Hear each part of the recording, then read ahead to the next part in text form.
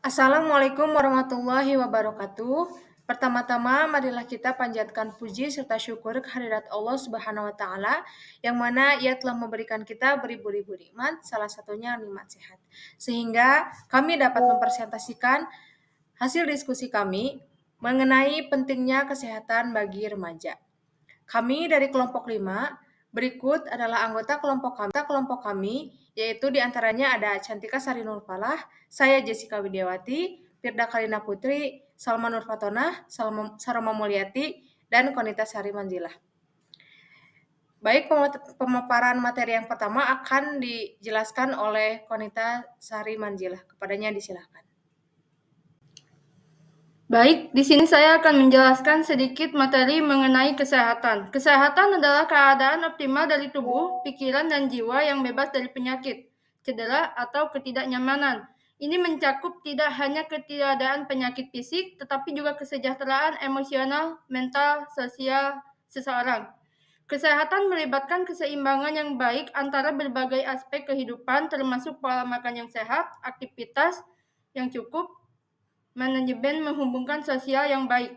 Menjaga kesehatan adalah proses aktif yang melibatkan upaya sadar untuk merawat tubuh dan pikiran agar tetap sehat dan bugar. Hal ini juga melibatkan pencegahan penyakit dan mencari bantuan medis jika diperlukan. Kesehatan yang baik adalah memungkinkan seseorang untuk menjalani kehidupan dengan kualitas yang lebih baik dan mencapai potensi penuhnya. Baik, pengertian selanjutnya adalah pengertian remaja. Usia remaja adalah umur individu yang berada dalam usia 10 hingga 19 tahun, di mana usia remaja terbagi atas 3 kategori, yaitu usia remaja awal 10 hingga 12 tahun, usia remaja madya 13 hingga 15 tahun, dan usia remaja akhir yaitu 16 sampai 19 tahun. Menurut Rice, dalam Gunarsa 2004, masa remaja adalah masa peralihan ketika individu tumbuh dari masa anak-anak menjadi individu yang memiliki kematangan. Pada masa tersebut, ada 2 hal yang penting menyebabkan remaja melakukan pengendalian diri. 2 hal tersebut adalah, pertama, adalah hal yang bersifat eksternal, yaitu adanya perubahan lingkungan, dan kedua adalah hal yang bersifat internal, yaitu karakteristik di dalam diri remaja, yang membuat remaja relatif lebih bergejolak dibandingkan dengan masa perkembangan lainnya. Baik, terima kasih kepada pemateri sebelumnya. Selanjutnya yaitu pemaparan materi yang akan dipaparkan oleh Salma Nurfatonah. Kepadanya disilahkan. Baik, di sini saya akan menjelaskan alasan pentingnya menjaga kesehatan menurut Nestle tahun 2022. Menurut Adminkes tahun 2018, kesehatan adalah suatu faktor yang sangat berharga di dalam hidup. Tubuh yang sehat sanggup meringankan Anda dalam melakukan bermacam-macam pekerjaan dan kesibukan tanpa kendala. Karena dengan mempunyai raga yang bugar, tentu saja akan menghasilkan jiwa yang damai dan perasaan yang seimbang. Kemudian ada poin-poin alasan pentingnya menjaga kesehatan. Yang pertama ada pikiran yang sehat. Nah, artinya menggunakan daya pikir dengan hati yang bersih tanpa disertai iri dan dengki. Nah, seorang remaja itu harus memiliki pikiran yang sehat karena dengan memiliki pikiran yang sehat, seorang remaja itu akan selalu berpikir positif dan selalu menjauhi pikiran yang negatif. Kemudian, poin yang kedua ada mencegah penyakit. Artinya, suatu proses atau cara untuk menjaga terjadinya penyakit. Nah, seorang remaja itu harus mencegah penyakit karena seorang remaja akan terhindar dari berbagai penyakit, contohnya penularan, kecacatan, dan lain-lain. Kemudian yang ketiga ada energi dan stamina melimpah. Energi adalah suatu daya atau kekuatan untuk melakukan sesuatu. Nah, seorang remaja itu harus memiliki energi yang melimpah karena ketika seorang remaja memiliki energi yang melimpah, maka staminanya pun akan menambah. Oleh karena itu, seorang remaja itu harus selalu melakukan olahraga secara teratur agar staminanya pun bertambah. Kemudian poin yang keempat, kulit terlihat lebih segar. Artinya, seorang remaja itu harus memiliki kulit dengan pH yang seimbang, tanpa adanya penumpukan sel mati yang berlebihan dan dehidrasi yang seimbang. Baik, terima kasih kepada Salman Fatona yang telah memaparkan materinya. Selanjutnya yaitu pemaparan materi yang akan dijelaskan oleh Cantika Sari Nurbalah. Kepadanya disilakan. Terima kasih kepada moderator yang telah memberikan waktunya untuk saya dapat memaparkan materi selanjutnya. Menurut Dinas Kesehatan tahun 2023, gaya hidup sehat remaja secara fisik. Yang pertama, berolahraga secara teratur. Berolahraga secara teratur untuk remaja itu sebaiknya dalam 1 hari itu minimal melakukan aktivitas fisik secara positif dalam 1 jam per hari. Selanjutnya, yang kedua, makan makanan yang sehat dan minum air putih.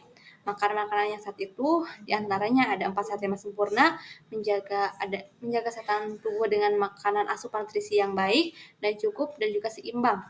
Dan juga minum air putih supaya tidak kekurangan air atau dehidrasi. Selanjutnya, konsumsi tablet tambah darah. Dan khusus untuk remaja putri terutama saat menjelang dan sesudah menstruasi untuk mencegah anemia. Yang dimana pada saya saat SMA juga selalu diberikan obat tablet tambah darah dalam 1 bulan itu ada 4 butir. Yang dimana pada 1 minggu itu kita mengkonsumsi obat tablet tambah darah 1 butirnya supaya tidak mengalami anemia setelah masa menstruasi. Selanjutnya, pertahankan berat badan yang sehat. Berat badan yang sehat ini dijaga supaya di kemudian hari setelah kita dewasa tidak mengalami obesitas atau kelebihan berat badan. Selanjutnya, tidur yang cukup. Untuk remaja, tidur yang baik dan cukup itu 8-10 jam. Selanjutnya yang keenam, membatasi penggunaan gawai. Penggunaan gawai yang berlebihan dan tidak teratur ini dapat membuat mata lelah dan juga dapat membuat mata mengalami rabun jauh atau rabun dekat dan masalah-masalah mata lainnya. Selanjutnya, kenakan tabir surya untuk remaja yang beraktivitas di luar ruangan. Hal ini agar cahaya matahari tidak dapat menembus kepada kulit kita secara langsung. Dan yang terakhir, jangan mendengarkan musik secara keras atau terlalu keras, karena hal ini dapat menyebabkan kita saat dewasa mengalami gangguan dalam pendengaran. Selanjutnya, masih menurut Dinas Kesehatan tahun 2023, gaya hidup sehat remaja secara emosional. Yang pertama, ketahui tanda-tanda penyakit mental. Di antaranya ada depresi, ada gelisah, hilangnya nafsu makan, dan juga perubahan karakter dalam diri kita. Maka dari itu kita harus kenali dan juga supaya kita mendapatkan solusi bagaimana kita memperbaiki emosional kita supaya dapat terjaga dengan baik. Selanjutnya, jangan takut untuk meminta bantuan jika membutuhkannya, baik kepada orang tua, kepada guru, kepada teman.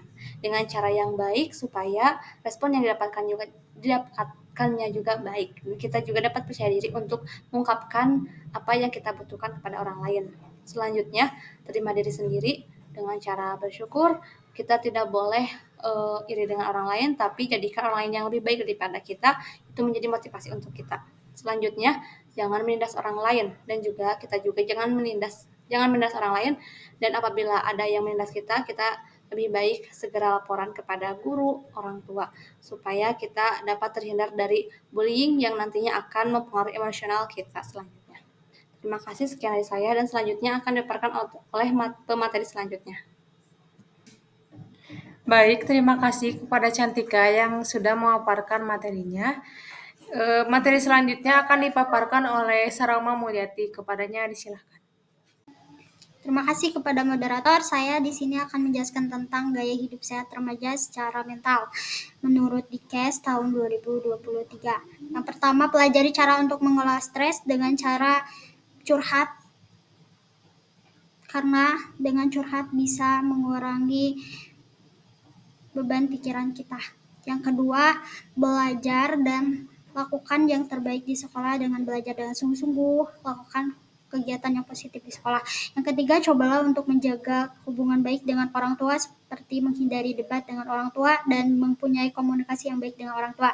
Yang keempat adalah memperkembangkan keseimbangan yang baik antara sekolah, pekerjaan, dan kehidupan sosial, seperti jika di sekolah kita pikirkan dengan pekerjaan sekolah, lalu jika ada pekerjaan di luar, maka pikirkan pekerjaan di luar.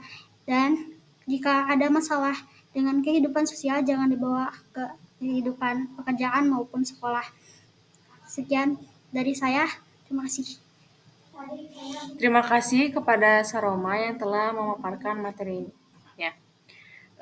Baik, materi selanjutnya akan dijelaskan oleh Firda. Kepadanya disilakan. Baik, terima kasih kepada moderator yang telah memberikan saya kesempatan untuk memaparkan materi kali ini. Di sini saya akan memaparkan materi tentang kegiatan yang dapat dilakukan untuk menjaga kesehatan.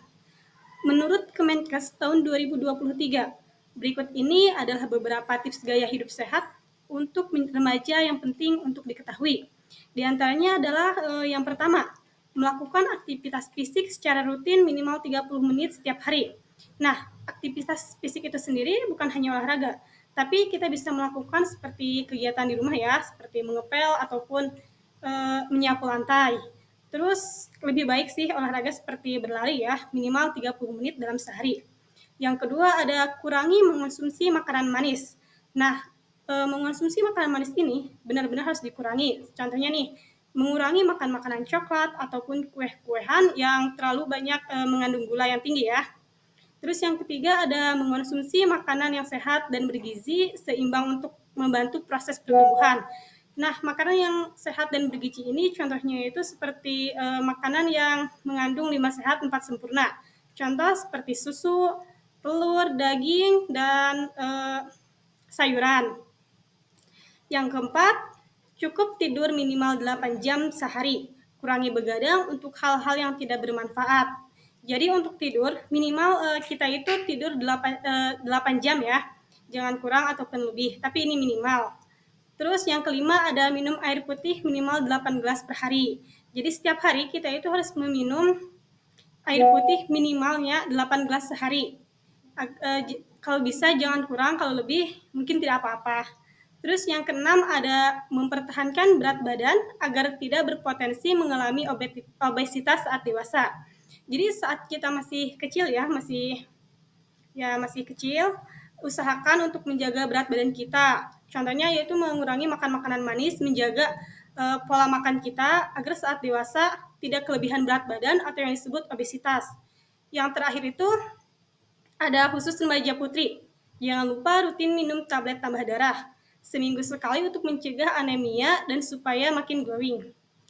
Nah, jadi untuk seorang remaja khusus putri, kita kan setiap bulan ya sering ada menstruasi.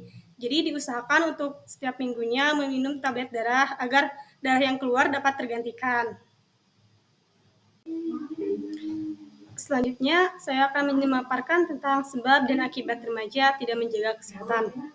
Yang pertama itu ada menurut Fadil Rijal Makari tahun 2023, perilaku yang dilakukan remaja tidak menjaga kesehatan. Yang pertama yaitu sering tidur larut malam atau yang sering kita sebut dengan begadang ya.